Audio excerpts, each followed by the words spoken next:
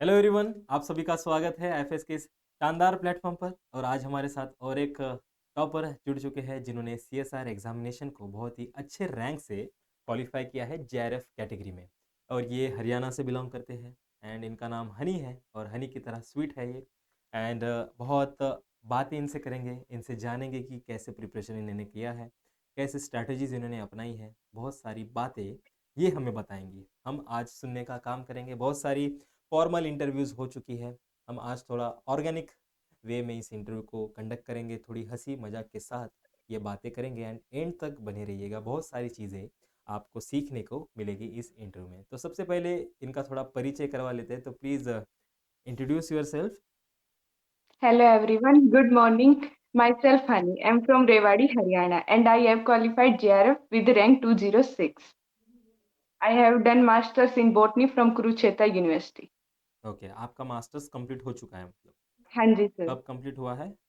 2023 में। 2023 में। सो आपने कहा कि बॉटनी से आपका मास्टर्स कंप्लीट हुआ है, तो ऐसी कौन सी सिमिलैरिटीज़ है कि जो लोग बॉटनी से आ रहे हैं उनको तकलीफ नहीं जाएगी सीएसआर का एग्जामिनेशन में प्रिपरेशन करने की, और ऐसे सर उसका सब कॉन्ट्रास्ट में ऐसे कौन से डिसएडवांटेज है?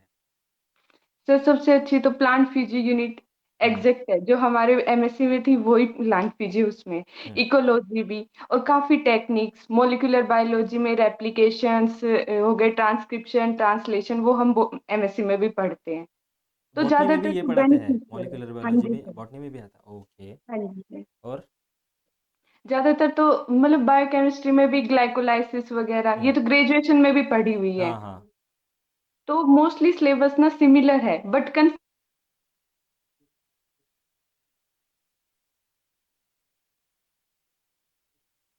तो उन्होंने बहुत अच्छे से कराया था। एंड इसके डिफरेंट, इसके कॉन्ट्रास्ट में अगर मैं बात करूँगी कि तो करूँगा, तो कौन से ऐसे टॉपिक थे बहुत नए थे और उनको पढ़ने में थोड़ा आपको चैलेंज लगा? सर एनिमल फिजियो, और सबसे ज्यादा तो मेथड्स इन बायोलॉजी, उसमें काफी ऐसी टेक्निक्स थी जो पहली बार सुनी थी। फिर उसको कैसे फिर आपने ओवरकम किया? सर बस सर से समझ के बार बार रिवीजन करना, और सर की वीडियोस बहुत बार देखना, उसको बार बार रिवाइज करना। कौन से सर थे आपके फेवरेट? केसी सर, विशाल सर सबसे फेवरेट है।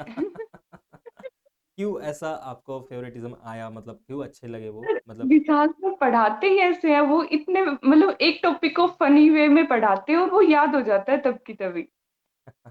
नाइस। एंड और सर की स्माइल, सर हंसते हुए पढ़ाते हैं ना, तो फिर ऐसा लगता है कि सब कुछ आ रहा है, आसान ग्रैब है, कर सब रहे कुछ हैं हम। आसान है ऐसे लगता है, ऐसा कुछ हाँ जी। सीरियस माहौल नहीं रहता, राइट? नहीं सर। तो ये आपका पहला अटेम्प्ट था? नहीं सर, ये मेरा थर्ड अटेम्प्ट था। थर्ड अटेम्प्ट है, ठीक है। हाँ तो जी। आपने जो आपके जो पिछले दो अटेम्प्ट हैं इनमें से क्या सीखा है जो आपने इस अटेम्प्ट में लगाया है, उस बातों को अप्लाई किया है? सर रिवीजन, और सेकंड पीवाईक्यू बार बार करो। अच्छा, ये मतलब नहीं ये कि मैंने आपने पहले और दूसरे अटेम्प्ट में नहीं किया था? सर मैंने पीवाईक्यू पे इतना फोकस नहीं किया था, कुछ मेरे पास टाइम की कमी थी, कुछ फैमिली प्रॉब्लम्स की हम्म। वजह से। और फिर पीवाईक्यू बार बार करो ना, तो हम उसकी डेप्थ तक जा सकते हैं कि कैसे क्वेश्चन आ सकते हैं। और सबसे बड़ी बात, जेआरएफ एक्सप्रेस और महाकुंभ एक्सप्रेस, हम्म। वो दी बेस्ट है अब तक की। मैपिंग अगर सीरीज जो बच है वो फास्ट हाँ रिवीजन के जी। लिए बहुत इंपॉर्टेंट हो जाता हाँ जी, जेआरएफ एक्सप्रेस और महाकुंभ, उसमें से तो इतने मतलब काफी क्वेश्चन उसी से ही आए थे। है। कंसेप्ट रिपीट होते हैं, है ना, कि हाँ जी कंसेप्ट सर। अपने को पता चल जाता है कि इसको कैसे टैकल करना हाँ है। एंड जी सर। मैं अगर पूछूं कि ये जो तीन अटेम्प्ट थे इनमें सबसे डिफिकल्ट आपको कौन सा लगा और क्यों? डिफिकल्ट, सर डिफिकल्ट तो सेकंड अटेम्प्ट लगा था। क्यों, क्या रीज़न है? क्योंकि उस मतलब वो टाइम एक जून तो ये हो 24 गया। वाला? हाँ जी, वो एक तो इसलिए वो लगा हार्ड, तो एक तो और कॉन्फिडेंस आ गया हाँ। कि फर्स्ट में इतना आ गया था तो सेकंड में तो हो ही जाएगा। तो उसकी वजह से आपने उतना गौर से नहीं पढ़ा, या हाँ फिर जी सर। एग्जामिनेशन हॉल में भी बहुत चिल थे, रिलैक्स थे? हाँ ओके। जी सर, तभी। तो अगर मैं बात करूँ ये प्रिपरेशन के दौरान, ऐसा कभी लगा कि यार बस हो गया, अब नहीं होगा मेरे से, एक ऐसा कुछ सैचुरेशन पॉइंट आया कि अब मैं कुछ दूसरा और कर लेती हूँ, ये सीएसआर को मेरा प्रणाम, ऐसा कुछ आया कि आप आपके माइंड में? अगर आया तो सर इसको कैसे आपने दूर किया? सर आता था, लेकिन ये था कि पेरेंट्स को प्राउड फील कराना है, करना है चाहे कुछ भी हो जाए। तो फिर बहुत बार आता था वो, क्योंकि अकेले ही पढ़ते हैं तो उस टाइम ये चीज़ें आती आती है। राइट, तो फिर एग्ज़ैक्टली। फिर ये सामने पेरेंट्स दिखते हैं, उनको लिए कुछ तो करना ही है। और यहाँ तक आ गए क्योंकि मास्टर्स हो गई, अब ये सोच लिया तो फिर इससे पीछे तो जा नहीं सकते। मतलब बहुत दूर निकल चुके थे आप वापस आने के लिए। तो आपको बस हाँ जीत के ही जी, आना था एंड यू डिड हाँ इट। जी। बहुत अच्छे तरीके से आपने इसको अचीव किया है। तो क्या कैसी प्रिपरेशन स्ट्रैटेजीज़ रही? कैसे रिवीजन करते थे? सर रिविजन्स मैंने स्टार्टिंग में तो अच्छे से कंसेप्ट क्लियर किए थे। फिर उसके बाद मेरी मैं ये करती थी, पहले 1 वीक में 1 यूनिट, साथ में उसकी पीवाईक्यू। लेकिन फिर अच्छे से सब रिवाइज़ हो गया ना, तो 2 दिन में 1 यूनिट। ये सर की सारी स्ट्रैटेजी है, सर ने डिस्कस की हुई है कि पहले 1 वीक में करो, फिर 2 दिन में 1 करो, फिर 1 दिन में 2 यूनिट करो। राइट, तो मतलब मैंने खुद के बिल्कुल लेवल सर को ने बढ़ाते जो किया जाओ। ना, हाँ जी, जो सर ने कहा ना बिल्कुल उनके नक्शे कदम पे चले थे लास्ट अटेम्प्ट, मतलब इस 3rd अटेम्प्ट में तो। नाइस, वेरी नाइस एंड कभी-कभी ऐसे भी फीलिंग आ जाती है कि मैं क्या कर रही हूँ, बाकी मेरे एक पीयर पीयर प्रेशर आ जाता है, मेरे बाकी जो क्लासमेट्स हैं वो सब आगे जा रहे हैं, हम पीछे हैं। बट जब एक रिजल्ट लग जाता है ना, तो ये सब बाकी बातें व्यर्थ लगती है। बट वो रिजल्ट हाँ आपको जी। आपके सामने है, जो भी ये स्ट्रगल था ये 3 अटेम्प्ट वाला, it converted into a sweet memories, right? अभी वो मेमोरीज में कन्वर्ट हो चुकी है। तो क्या मकसद था आपका? What is the reason behind you approach, you target the CSR examination? Sir मेन असिस्टेंट प्रोफेसर बनना है मेरे को। तो फर्स्ट नेट ही क्वालीफाई करना ही पड़ेगा। हम्म। और फिर मतलब तो पीर प्रेशर ये था सर, मेरे काफ़ी जो थे उन्होंने जॉइन कर लिया था स्कूल वगैरह पढ़ाने के एग्जैक्टली। लिए। तो ये भी होता है पेरेंट्स को, तुम क्या कर रहे हो? हाँ। बैठे हो। खुद भी फ़ील होता है। लेकिन फिर ये सोचा कि बहुत आगे जाना है, अभी तो कुछ करना है अच्छे से, तो फिर ये करना ही था। नाइस, बहुत अभी बढ़िया। मेरा अटेम्प्ट है असिस्टेंट प्रोफेसर का, मे बी वो अच्छा जाए, मैं फिर से इंटरव्यू देने आऊँ। एग्जैक्टली एंड आई गेस अभी कल ही हुआ था ना हरियाणा में? नहीं सर, मैंने राजस्थान का है, हरियाणा वाला उस टाइम तक फॉर्म बंद हो चुके थे। ओके, आपने राजस्थान के लिए भरा है। ओके, हाँ आई जी। होप कि उसमें भी आप अच्छा करोगे एंड फिर से कोई फैकल्टी आके आपका इंटरव्यू ले। सर आईएफएस से ही पढ़ रही हूँ वो भी। Very nice, very nice. तो फिर तो डेफिनेटली हो जाएगा। हाँ जी सर। एंड आपको एक्सपेक्ट था अभी, मतलब जो 3 घंटे के बाद वो सेव बटन दबा के इंटर दबा के जब एग्जामिनेशन हॉल से निकले, तो बस भैया सीएसआर को अभी प्रणाम है मेरा, हो गया मेरा, अभी निकल जाएगा, ऐसा कुछ फीलिंग आया था? सर एलएस का तो कंफर्म था कि वो हम्म। हो जाएगा। हम्म। जेआरएफ का कंफर्म नहीं था।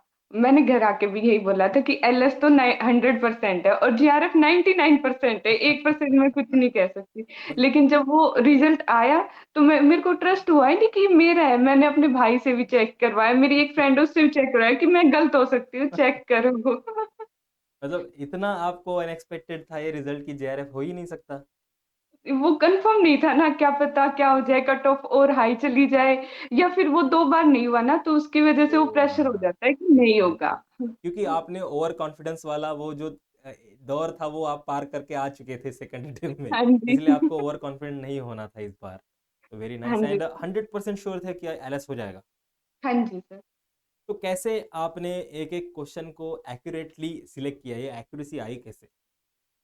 सर मैंने मेन बताई, exam mapping, JRF express, Mahakumbh express, hmm. वहाँ पे क्वेश्चन प्रैक्टिस वाली भी चली थी सीरीज। वो स्टार्टिंग से वो जो पुरानी थी सर ने वो भी ओपन कर दी थी, वो सारी क्वेश्चन वाली सभी देखी थी और पीवाईक्यू कराए थे। और वो जब क्वेश्चन आए ना सामने तो ऐसा लग रहा था सर पढ़ा रहे हो और वो बस वो हम करने समझ गए, हैं। ऐसा कुछ अजीब नया नया नहीं लगा कि ये सब मैं नहीं क्या देख रही बिल्कुल हूँ, नया ऐसा नहीं कुछ नहीं लगा। था।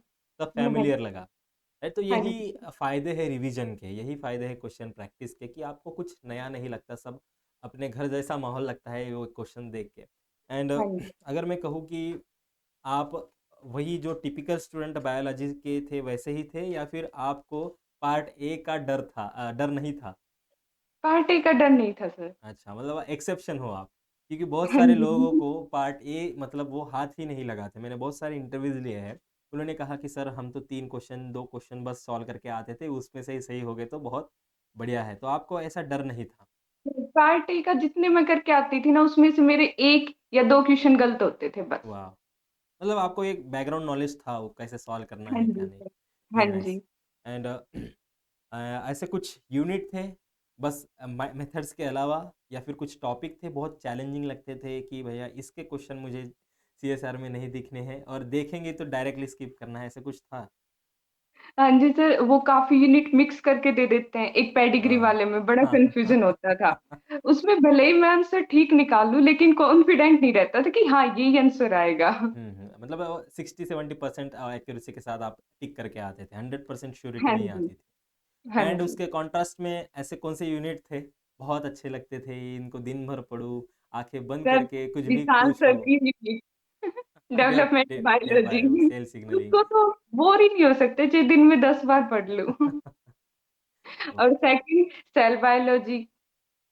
क्यों ऐसा इंटरेस्ट आप में जगा कि असिस्टेंट प्रोफेसर बनना है, टीचिंग करनी है? सर, स्टार्टिंग से ही है कि टीचिंग का ही। स्टार्टिंग से मतलब कब से? मतलब जब से मास्टर्स में एडमिशन लिया है तब से अच्छा, कि तब मेरे को से। जाना है तो टीचिंग में जाना है। फिर उधर हरियाणा में कैसा माहौल है इन सब चीज़ों के लिए? बिकॉज़ हमको सुनने में आता है कि नॉर्थ में ज़्यादा गवर्नमेंट एग्ज़ाम का प्रिपरेशन ज़्यादा होता है, गवर्नमेंट सर, नौकरियाँ, दरोगा की नौकरी ज़्यादा फ़ेवरेबल है। हाँ तो जी, वो सबसे हट हाँ के आप जी। इसमें कैसे एकेडमिक्स में कैसे आए? सर वो तो पेरेंट्स और खुद का इंटरेस्ट भी, मेरे को उधर कोई इंटरेस्ट है भी नहीं। सेकंड सर, इस एग्जाम के बारे में काफी जानते भी नहीं है। अब ओह! किसी को पता चले कि ये एग्जाम क्लियर हुआ है, कैसा एग्जाम है, कौन सा है, उनको ये लगता है कि सिर्फ एक ही एग्जाम होता है, जॉब लग जाओ डायरेक्ट। तो हाँ। उनको इस एग्जाम के बारे में नॉलेज ही नहीं है, उनको बताना पड़ता है कि इस एग्जाम का फायदा क्या है, क्यों दिया है। अवेयरनेस नहीं है हम कहें तो, राइट? बिकॉज़ हाँ इतनी बड़ी जी, नेशनल लेवल एग्ज़ाम होने के बावजूद भी बस बहुत कम लोग इसको जानते हैं। है ना? बहुत बहुत कम। बहुत कम लोग इसको जानते हैं।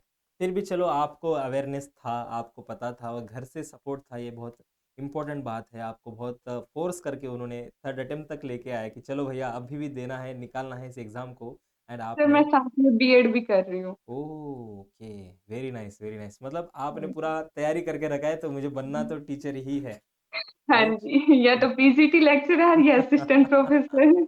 वेरी नाइस मतलब बहुत क्लियर थॉट है आपके कि विजन क्लियर है बस यही करना है इसके अलावा कुछ करना नहीं है तो इससे क्या होता है ना बहुत 100% इफिशियंसी के साथ आप काम करते हो हाँ जी, यही आपको करना है यही एक ही ऑप्शन बचा है तो इसको बहुत अच्छे तरीके से आप करते हो जब आपके पास बहुत सारे ऑप्शन होते हैं ना आप भटक जाते हो चलो ये थोड़ा इसमें थोड़ा प्रॉब्लम आ जाता है तो चेंज करके दूसरे एम के ऊपर आ जाते हो इसमें आप पूरा अपना 100% पोटेंशियल नहीं दे पाते ये आपने हाँ नहीं जी, किया आपका एक ही एम था बहुत अच्छे तरीके से आपने इसको टारगेट किया है एंड लास्टली जो हमारे दर्शक आपको देख रहे हैं उनके लिए कुछ गोल्डन वर्ड्स आप कहना चाहते हो तो अच्छी बात होगी।